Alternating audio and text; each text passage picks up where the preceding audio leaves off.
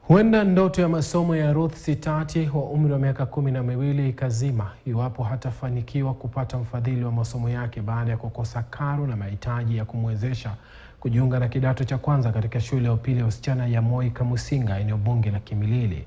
Ruth alitembea kilomita 5 kujipeleka katika shule ya upili ya wasichana ya Kamusinga, eneo bunge la Kimilili baada ya kupata alama 315 katika shule ya msingi ya Kambini. Alifika shuleni humo kutembea ama kutetea nafasi yake. Ruth Nafula Sitati ameeleza kuwa ana hamu ya kuendeleza masomo yake japo amekumbwa na changamoto ya karo na mahitaji mengine. Ruth hamjui babake na mamake ana matatizo ya kiakili na alitokea nyumbani miaka 6 iliyopita. Ya Kambini primary nikapata alama 312. Nikaitwa shule ya Kamusinga Girls.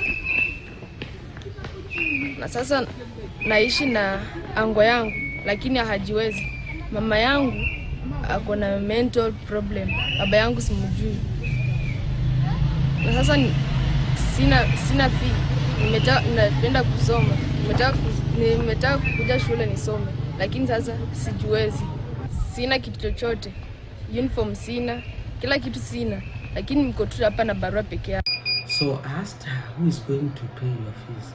She said she has nobody because she's staying with a maternal uncle who is also not able to pay fees for his own children. She was able to explain that her cousins were able to go to Nairobi after class 8 to start work. So I was able to advise this girl, Ruth Sitati, to go and check with the ward admin, check with her area MCA, and also go to the national CDF office if she can get assistance. I was able also to share with her that as a school we are not able to assist her because we do not have any kitty for vulnerable students. And most, I also want to report that at the time we were closing, as a school we were running arrears of over 15 million. So we are not able to support higher education. Tahadhari imetolewa kuhusu ongezeko la magonjwa ya